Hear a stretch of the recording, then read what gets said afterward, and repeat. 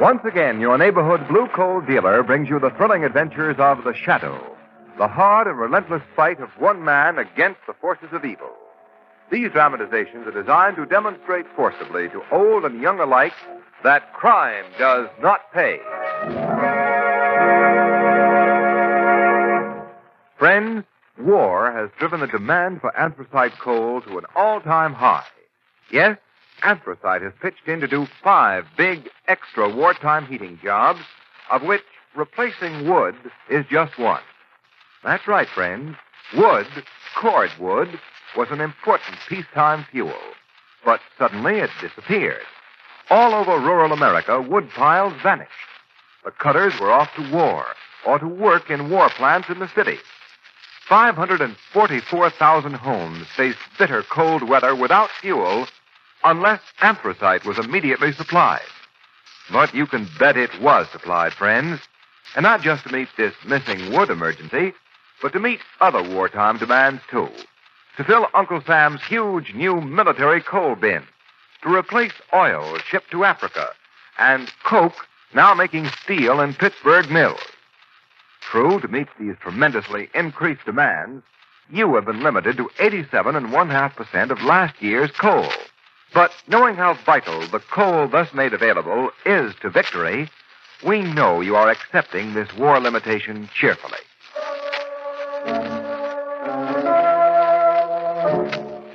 The Shadow, mysterious character who aids the forces of law and order, is in reality Lamont Cranston, wealthy young man about town. Several years ago in the Orient, Cranston learned a strange and mysterious secret, the hypnotic power to cloud men's minds so they cannot see him. Cranston's friend and companion, the lovely Margot Lane, is the only person who knows to whom the voice of the invisible Shadow belongs. Today's drama, Drums of Doom.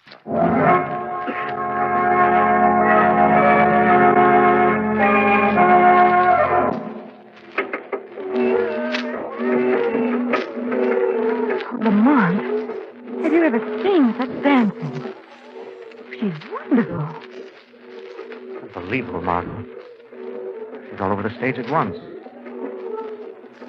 Oh, those tom-toms give me the shivers. The most amazing bit of interpretive dancing I've ever seen. A high spot in Louise Rinaldo's career, all right. This is the Macumba number, isn't it, Lamont? Yes, based on a native sacrificial dance at Haiti. According to the program, no white man's ever seen it before. Look, Lamont. She's actually frozen in the middle of the stage, staring up as though she were hypnotized. Heavens! Something's wrong, Lamont. The curtain's coming down. Yes, I wonder what it... Oh, Lamont, what could have happened? Ladies and gentlemen, I regret to announce that due to a sudden indisposition, Miss Ronaldo will be unable to continue her performance. Oh, what a pity.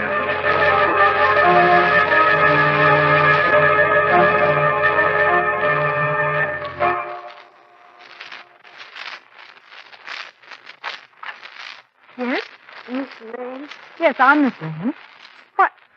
You're Louise Rinaldo, the dancer. Yes. They told me I might find Mr. Cranston here. It is terribly important that I see him. Oh, well, I'm expecting him shortly. Won't you come in? Thank you. Why, that was a brilliant performance you gave last night. I hope your sudden illness was nothing serious.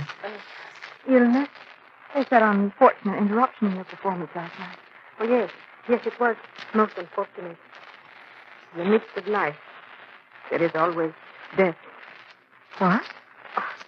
It is nothing. An old proverb. Oh, that's probably Mr. Cranston now. Excuse. Will you excuse me? Of course, Miss Lane. Hello, Margot. Lamont, Louise Rinaldo, the dancer's here to see you. She wants me? Yes, and she seems terribly frightened about something. Well, let's go and find out what this is all about. Hello, Miss Rinaldo. Miss Lane tells me you wanted to see me. Oh, yes, Mr. Cranston. It is very important. Could I speak to you alone? You can speak freely in front of Miss Lane. Oh, very well. I wanted to show you this. I know you have made a study of these things, Mr. Cranston, and I hope you would be able to help me. Where did you get this? I found it in my dressing room last night. And then, during the performance, I happened to look up in the scenery loft. A larger one hung up there, suspended in midair, like an omen of the devil. And that's when I screamed. Oh, Mr. Cranston, you've got to help me. I'm in terrible danger. Why, it's just a piece of black satin cut out in the shape of a little hand. Do you have a scissors, Margot? Wait, yes. Just a minute, come on. Oh, Mr. Cranston, I don't know what to do.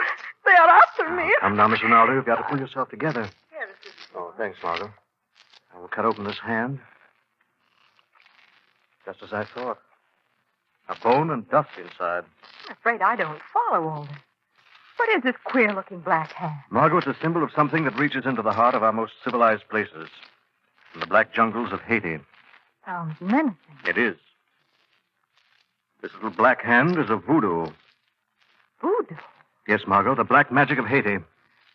This little black hand is the calling card of the voodoo. Whoever receives it is marked for death.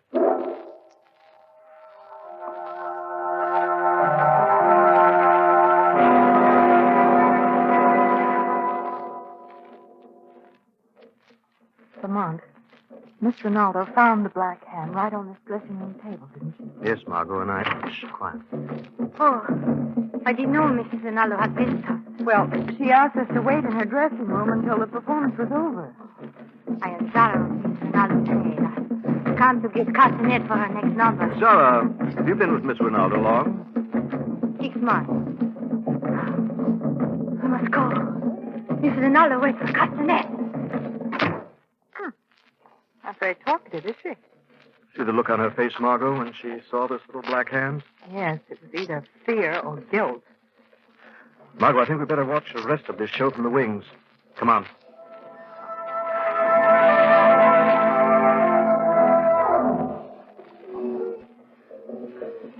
Lamont, she's giving a magnificent performance.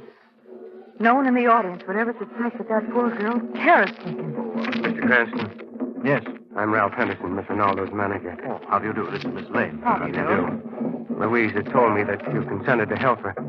Frankly, I'm afraid for her. She never was very strong, and this fear that's taken hold of her seems to be undermining her health completely. Mr. Henderson, do you know anything about Miss Ronaldo's maid, Sarah?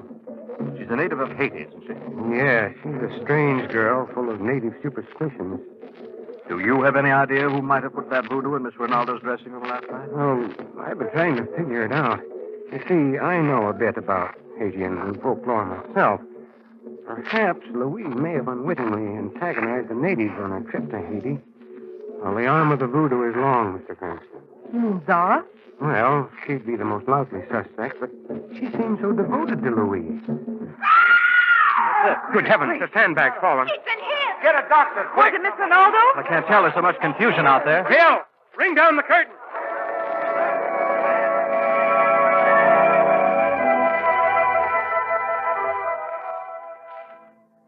How is Louise, Mr. Cranston? She's not injured, Mr. Henderson. She just fainted when the sandbag fell so close to her. She's still unconscious. We'll need some water. Oh, Zara, get some water. Yes, Mr. Henderson. That other dancing girl was killed, wasn't she, Lamont? Yes, it was a terrible death. Yeah, I think she's coming out of it. The water, miss. Oh, thanks, Zara. Here, Miss Ronaldo. Try to swallow a little of this. There. That's fine. Drum. The drum. What is she talking about? I want to hear what she's saying. Grave. Tombstone. Bracelet. It is them. It is them. Papaluva. Papaluva. What are you gibbering about? Papaluva there. Listen to drum. A voice. It is zombie. A voice of walking dead. Zombie. Yes? It is zombie. Miss Ronaldo needs quiet. Do you mind taking Zara outside with her? Oh, all right. It's zombie. Come on, Zara. Zombie. Oh, zombie. I wanted to get them out of here, Margot. I think this may be a chance to find out some things we want to know. Lamont, she seems to be in a trance. Yes, I know. It'll help. What are you going to do? I'm going to try hypnotism. Louise Ronaldo, listen to me. You're going to tell me everything. Everything that has frightened you from the beginning. Yes. From the beginning, it began in Haiti. We were walking through the woods one day. Oh, Ralph, this Haitian countryside is beautiful. It has been fun exploring it, but it's getting dark, Louise. I think we ought to be starting back. Oh, Ralph, look over there. Those tombstones. Why, it is a native burial ground. Louise, come back here. Oh, Ralph, come and look at the exquisite trinkets on these graves. Don't touch them, Louise. Those ornaments are put on the graves by the natives to ward off evil spirits. The natives are very superstitious. Listen. Tom-toms in the hills. Oh, it is just a ceremonial dance, Ralph. Oh, look.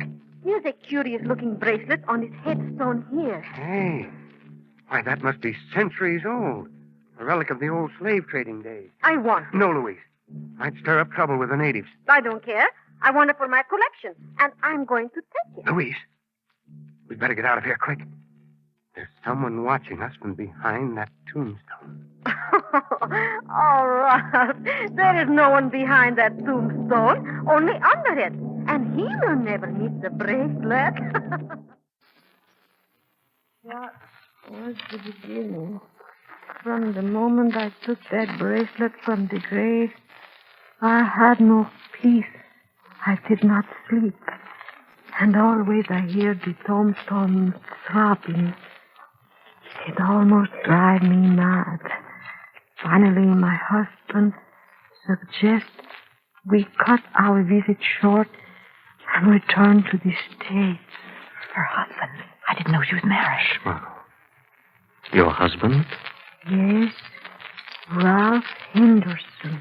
Ralph Henderson. Why, that's her manager. Let her go on, Margot. The trip back was uneventful. The symptoms disappeared. I thought I was cured. After we got here, I began rehearsing for my recital. And then it started again. What started again?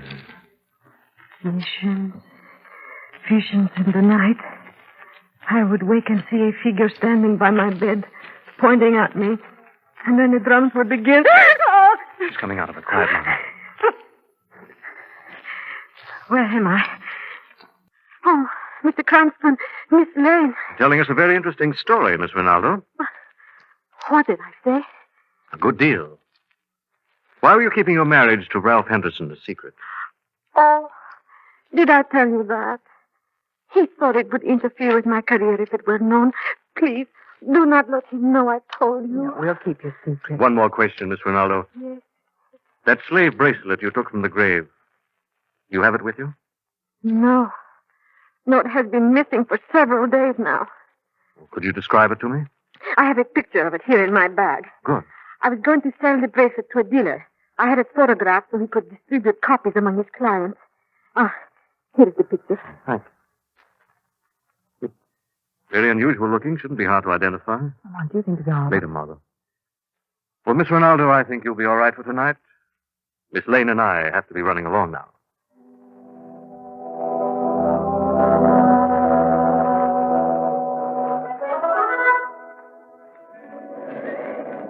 Miss Lane, Mr. Cranston, I'm over here. Oh, there's Shreve's cab, Lamont.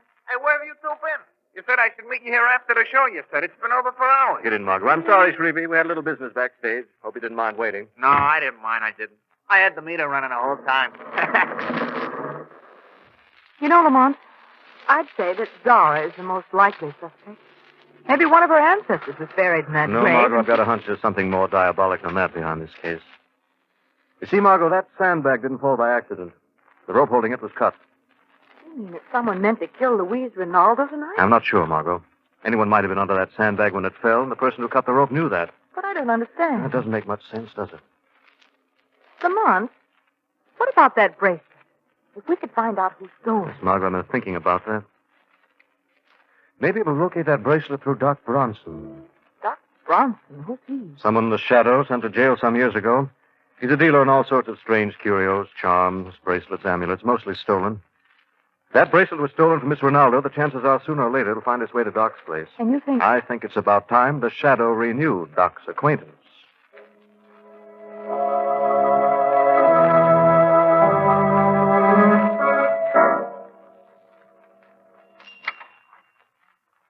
Yes.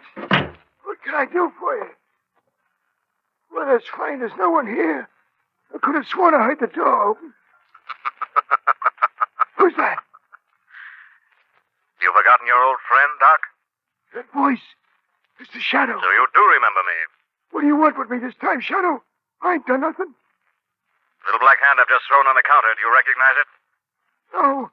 I never saw it before. Haven't you, Doc? What about that bracelet you're fingering so nervously? Where did you get it? Oh, a friend gave it to me. That bracelet was stolen from Louise Ronaldo, the dancer. It's a collector's item worth a fortune.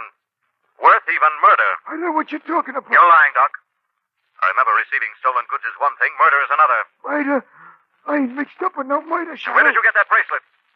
All right, I'll tell you. Nobody's going to pin a murder rap on me. Some customer gave it to me as payment for a job I done. What job? That little black hand. This customer asked me to make him another one, just like the one I made for Gloria Nelson. Gloria Nelson? Gloria Nelson died under mysterious circumstances a few years ago. Or maybe she was murdered, Doc. Honest, I had nothing to do with it. All I did was... Where'd you make those voodoos, Doc? It was... Doc! Doc! Dead.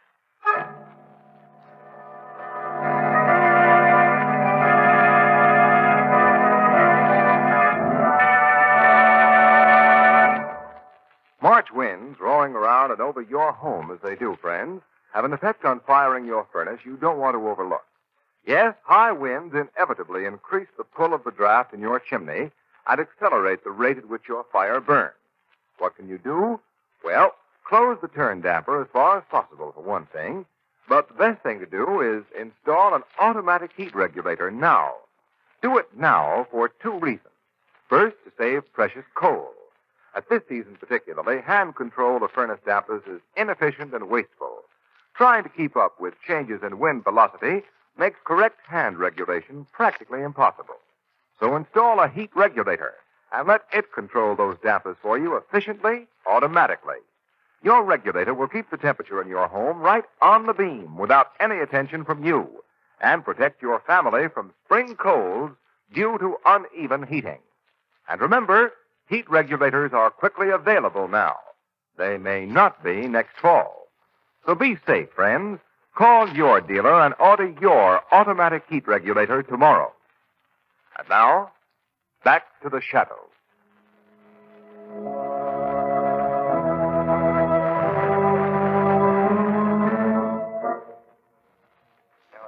Commissioner Weston will see you now, Mr. Cranston. Oh, thanks, officer.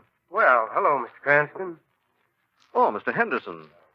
Were you just in talking to the commissioner? Yes, that unfortunate accident at the theater.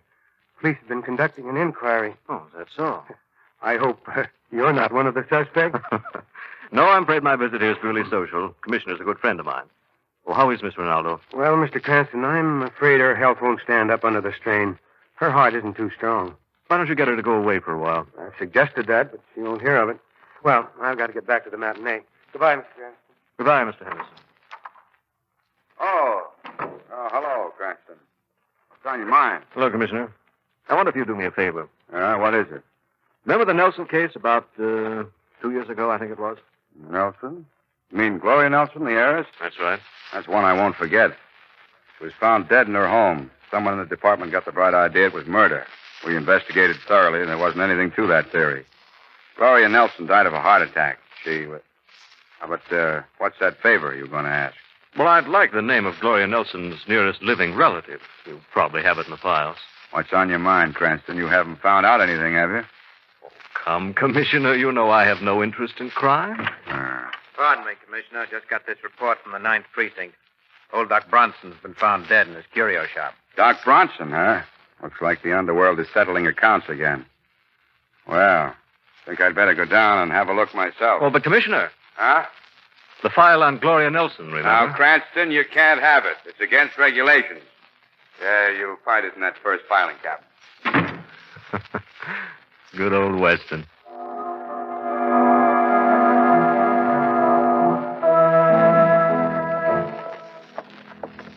Lamont, we've got to do something. Louise Rinaldo just about got through her performance tonight. I never saw anyone so frightened. Yes, I know, Margot. Lamont. My door. It's open. Margot, wait out here. Be careful, Lamont. There's no one here. It's all right. Come in, Margot. Now, what do you suppose? I'm sure I locked the door. Look, Margot, on that chair. What is it? Little black satin doll with a dagger through its heart. What does it mean? Another sign of the voodoo, Margot. It means someone's going to die tonight. Oh, Lamont. Now, we've got to act fast. Go over to Louise Rinaldo's apartment. Don't alarm her, but get her out of there somehow. I've got a hunch we'll find the answer to some of our questions tonight in Louise Rinaldo's apartment.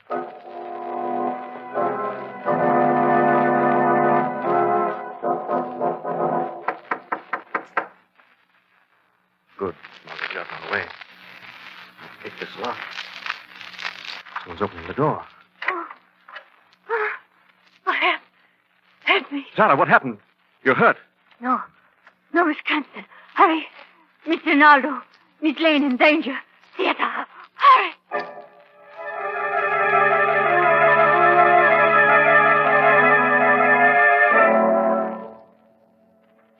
Louise, I don't think we should have come. But you heard the voice on the phone. It said I must come here to the theater at once if I wanted to end this horror. I'd like to know who made that call. There's nothing so menacing as a dark, empty theater. If only we could put on a few lights. No. Well, the voice said, from darkness the terror came. From darkness, let's go. It said we must find the center of the stage and wait there. I don't like this. Suppose it's a trap for me. I think we ought to leave at once. The drums. They're back in my head again. They are following me. I hear them, too. Louise, we're getting off the stage right now. The light. Someone has turned his spotlight on us. Don't move out of the circle of that light. Who are you? You die here tonight. That voice seems to be coming from up in the scenery loft. I can't see the spotlight's blinding me. Rinaldo, you took the bracelet from the grave. You have violated the sleep of the dead. You must pay with your life. No! Louise. You will die with Miss Lane. Oh, no. I will come down. Down. You die now. Light's gone out.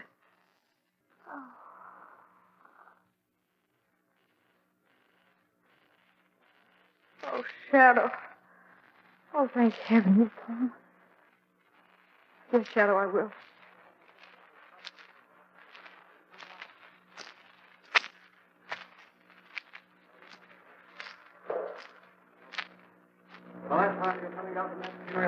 Why don't you come up and get me? All right, I will.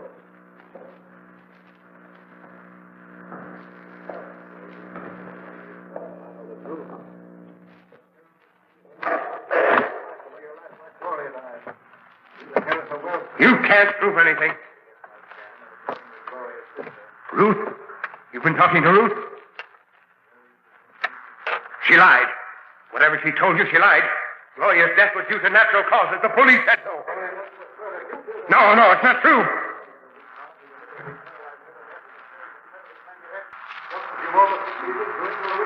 You know too much. Who are you? You won't be a shadow when I get the spotlight focused on you. There. I've got the spotlight on. I'll just swing this beam around until I can see you. Then you'll be a perfect target for my knife. I hear you coming, but I can't see you. The light's right on you. But I can't see you. I can't see you. I can't see. Voodoo! Voodoo!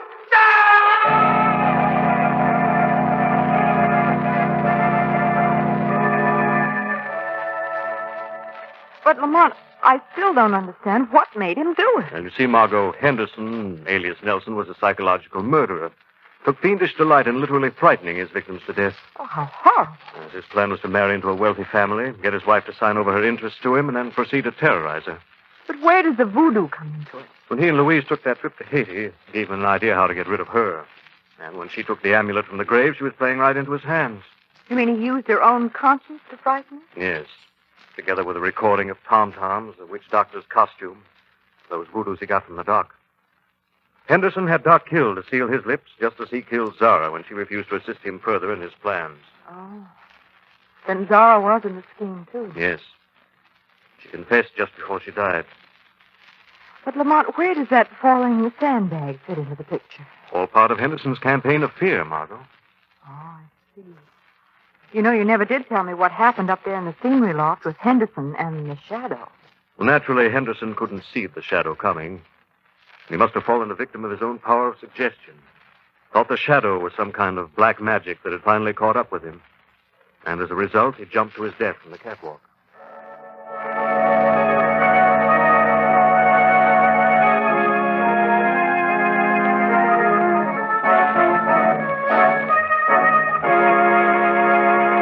And now, friends, let me introduce Blue Coal's distinguished heating expert, John Barclay. Thank you, Ken Roberts, and good evening, friends. Or perhaps I should say good afternoon, with the days so much longer. Spring is here, or will be shortly. And spring brings with it special conditions to keep in mind in heating your home. First, as we've noted, the day is longer. And the sun's rays are daily gaining in strength, too. So what you want to be sure to do is get all the good you can out of those solar rays. Let the sun help heat your home. Keep the shades up. Allow it to shine in all you can.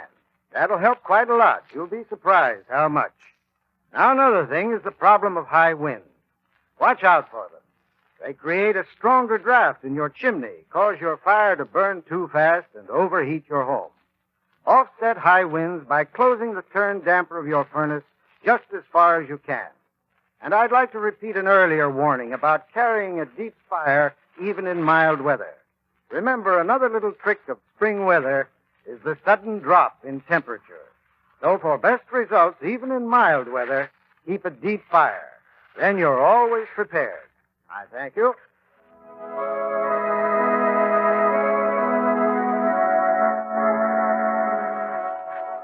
The Shadow program is based on a story copyrighted by Street and Smith Publications. The characters, names, places, and plot are fictitious. Any similarity to persons living or dead is purely coincidental. Again next week, The Shadow will demonstrate that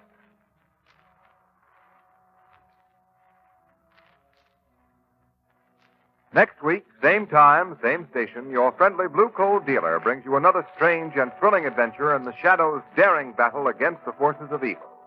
Be sure to listen. This is Ken Roberts saying keep the home fires burning with Blue Coal. This story produced by the DL&W Coal Company, distributors of Blue Coal.